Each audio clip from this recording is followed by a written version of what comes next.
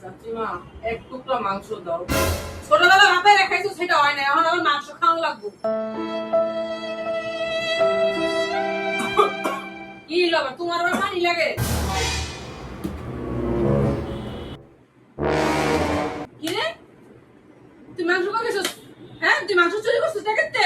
আর চাচি হ্যাঁ? না আমি না করে। আরে হইছে তো, আমি দিছি ওরে গালাগালি করতেছে।